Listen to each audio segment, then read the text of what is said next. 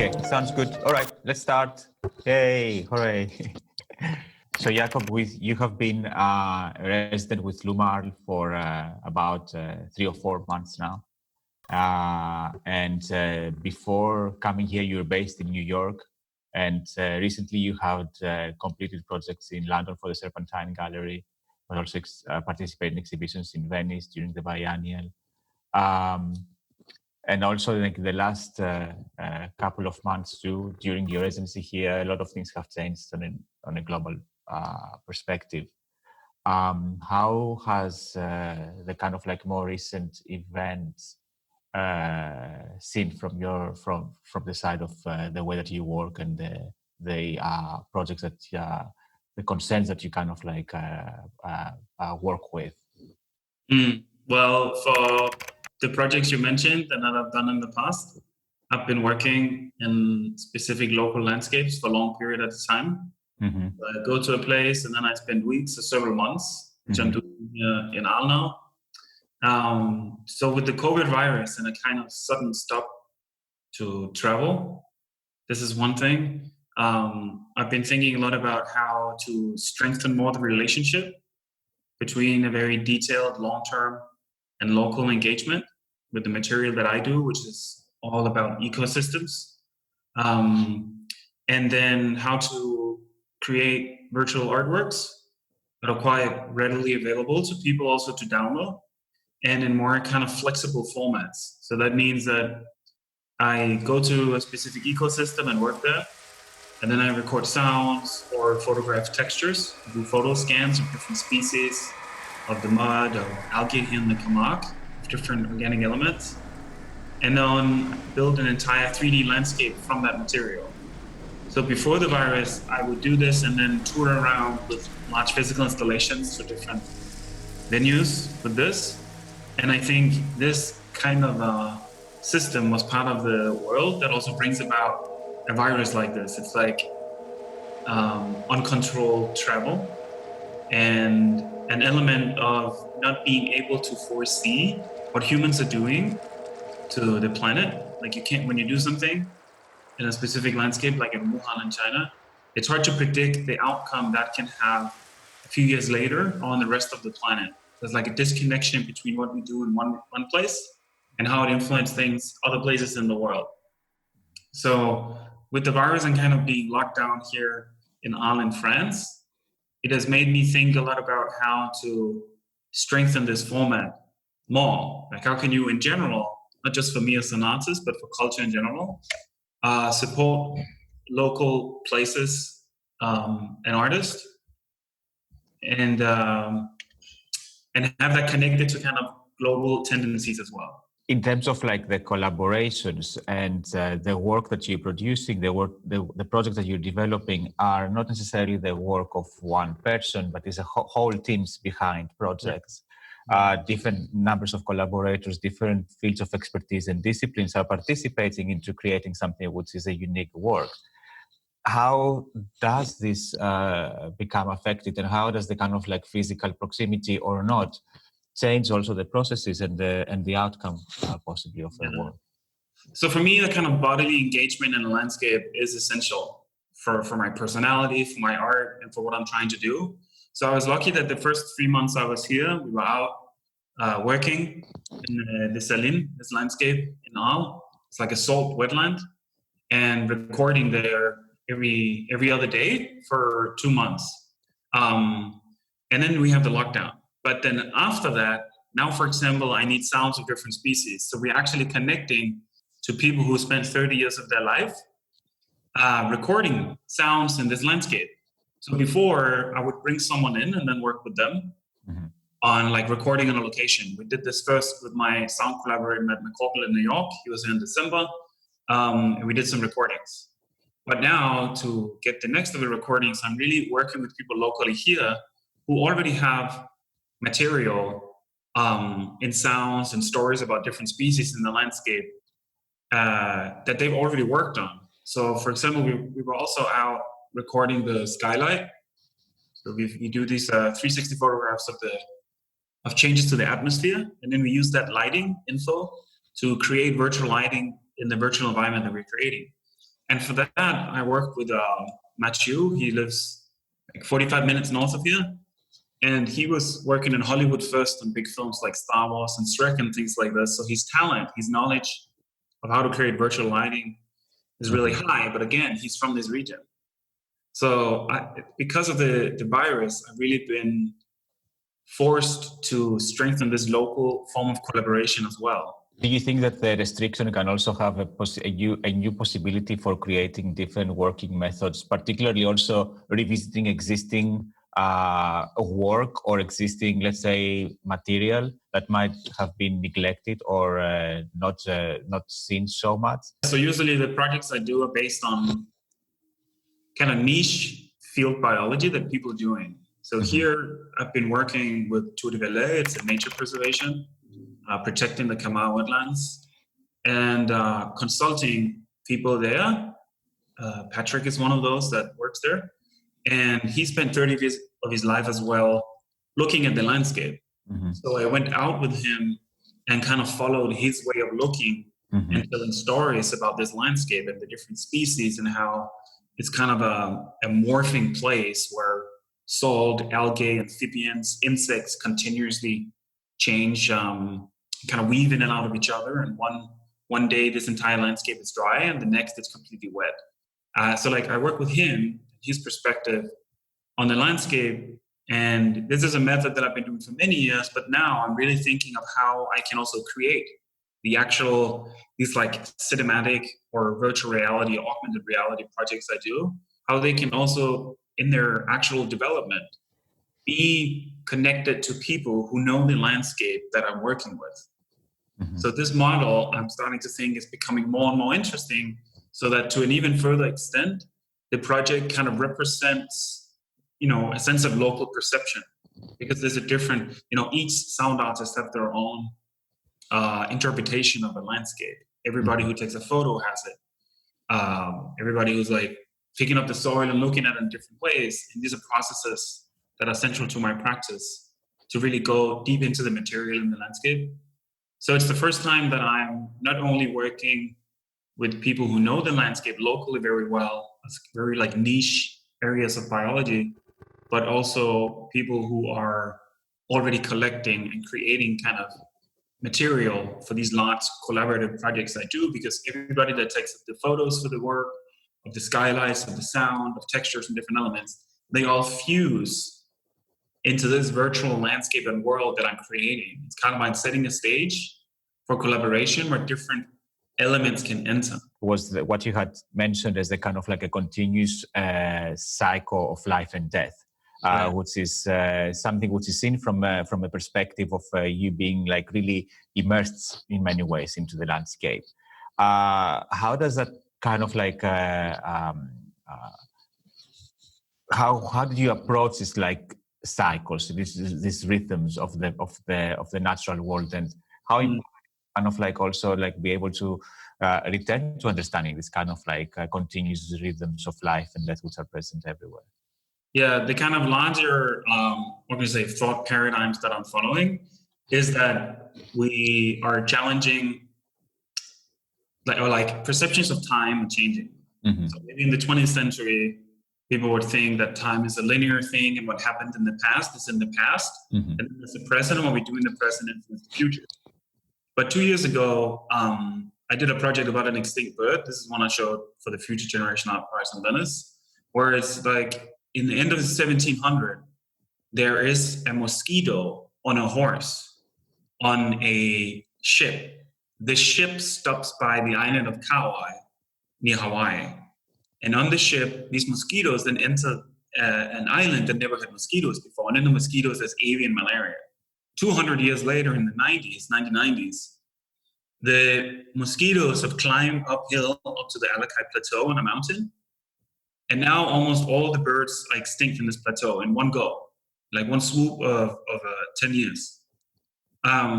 So there's like a disconnection between something that happens, the human is doing, moving, transporting 200 years ago, all of a sudden in like a finger snap is changing something that's immediately visible to the present. So it's like there's been lots of stories, documentaries. I made this artwork about these disappearing birds in this specific location. So I think that we need new perspectives on time, where something that happens in the past is part of the present and the future, and they're really connected, because the ecological scale of our planet is very different from the perception we have as individuals. And then when you also kind of enter into this equation of thinking digital technologies, where things are being preserved eternally.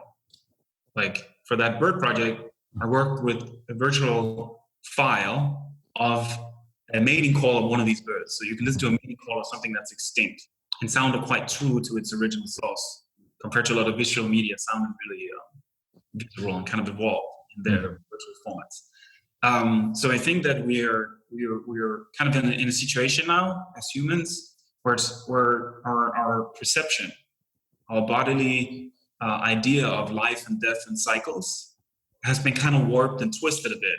And we need new ways of thinking about it, sensing it, and relating to what that means. So here in Arles, with the Camargue wetland, I came here and first I wanted to do a project on wetlands, because 50% of the world's wetlands have vanished in 60 years.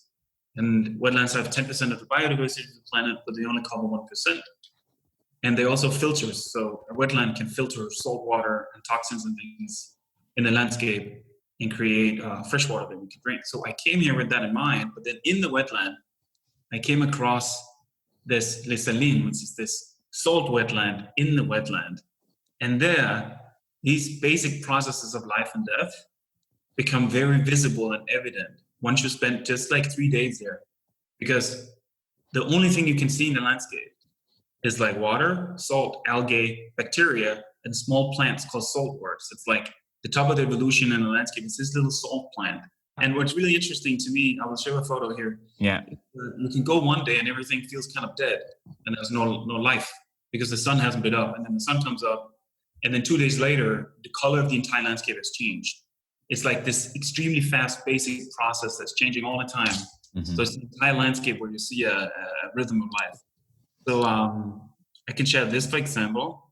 You know, this is like the landscape seen from a traditional kind of landscape perspective. This is what it is. There are these small bushes, like saltworms, and then just this basic ground, and then the water and the wind and the sun. This is all there is. But then once you look into the details of the landscape, you can really see these very interesting processes.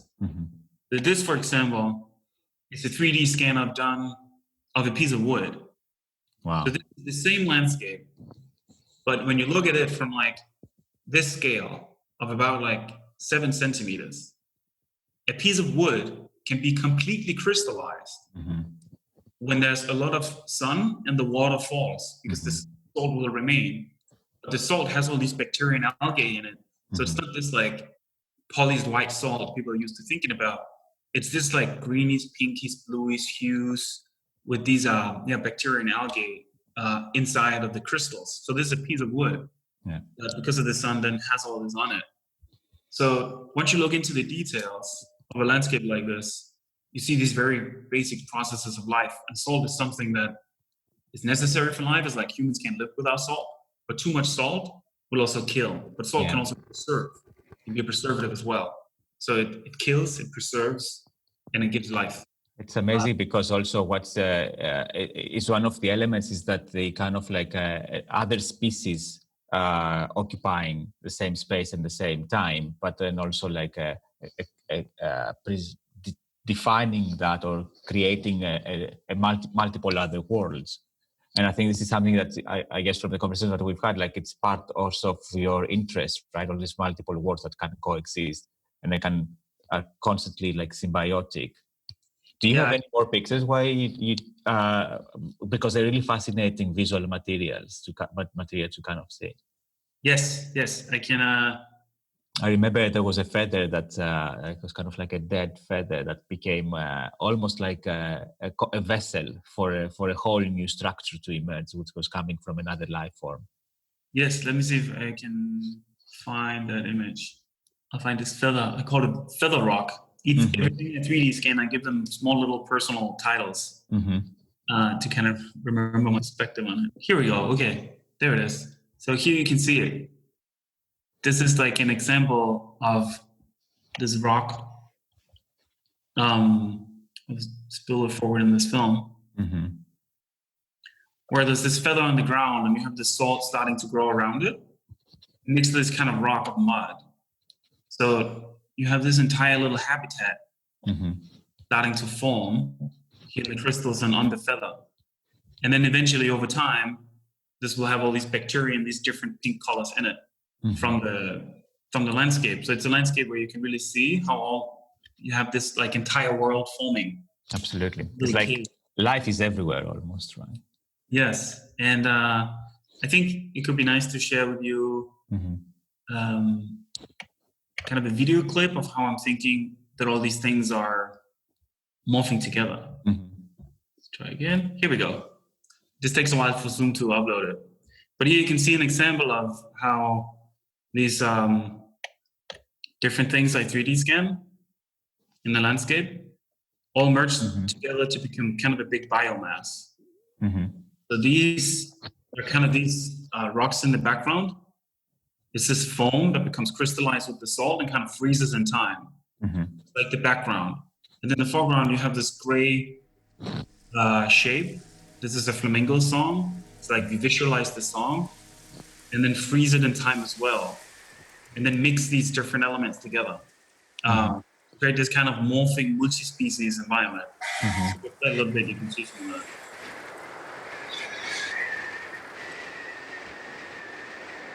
So everything you see are made from actual 3D scans and sounds in this landscape at different scales. It's kind of, you see the landscape from a human perspective. It's like a landscape perspective.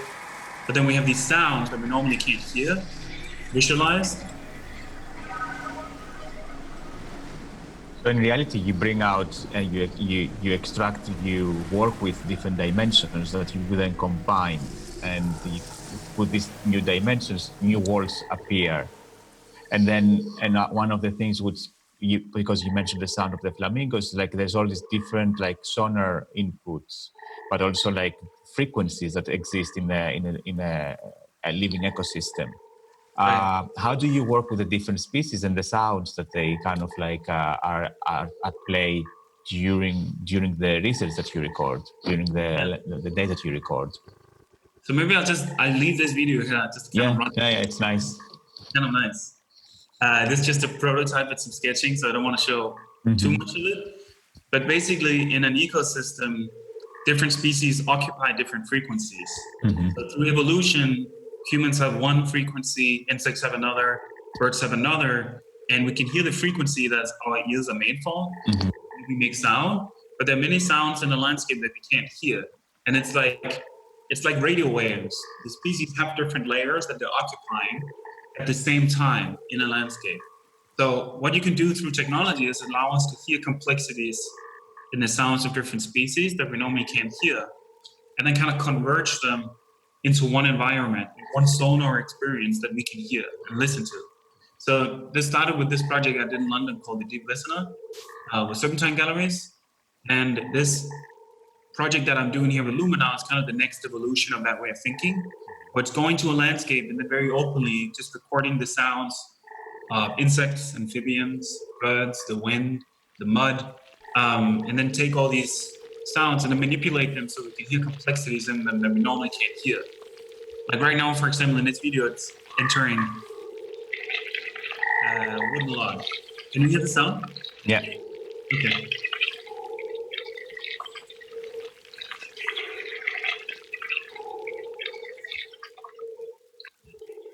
It's quite a deep sound, but also quite meditative sometimes. Can also sound scary sometimes. It's an interesting combination. Yeah, these it's really the idea that everything, life is like a big mud pool, and everything is mixed together. Where maybe before, in like the 20th century, a more modernist classic perspective is that, just like I mentioned with time before, that time has kind of one linear progression. I think the past paradigm is also thinking that different species are kind of isolated elements in a landscape, and there are humans, then there's nature, and then there's humans and technology in an urban setting. Mm-hmm. But especially I think it's becoming evident to many with the COVID virus, for example, that this is not true. It's like there are small organisms living all over the world that's going in and out of different species, of different places. It can live on the surface. It can live in this landscape specifically that I'm working with. It's these algae that live in flamingos, in the salt, in the water, in the mud. And they're transforming they're journeying through all these different organisms in the same landscape, and it's very visible. I want to ask you 3 quick questions and with the very quick answers. And that would be more or less about what is the kind of like strongest realization that possibly you have reflected upon in relation to your work at the current moment? What would you keep from the elements that defining things in the past? And what would you leave behind, considering the fact that, like the confinement period or the last month and the next couple of months, there will be really kind of like transformative months all around the world. Yeah. So what would be the realization, leave behind, keep with you? I think it's the same answer for all of those for me. It's that crystallizing the method of working, being in one location in a long period of time. So actually being here for many months. And this is a process I want to keep doing with my work to avoid all this travel all the time. Work in one location and then work with artists and creators from that region, as well as my other collaborators, and confuse those together. And I want to leave behind a lot of the noise in between these formats in how I've been creating before. There's been a lot of like these in-between forms. And I think now what I want to do now is strengthen even more, working with the field biologist and also artists from there, and then creating it in a form that can also circulate outside of the region, and strengthen this relationship is what I want to do. Do you see a new culture emerging out of the kind of like restriction negotiations or like set of circumstances that are currently taking place? I think, and I hope that right now many have many conversations. So the big thing I see changing, and that I hope is changing, is going from a condition of like produce, travel, show, towards a more like thinking and sharing and doing less things with a more kind of a deeper thought to it. Because everybody's just been forced to halt production. And then it's like, it forces this moment of maybe thinking and sharing. And I hope that this sense of slowing down and working that way will be retained. I'm not sure that in a global capitalist society that will happen after, but I hope so. Great. This is fantastic. Yeah. Well, thank you very much. Thank you. Super. Yeah.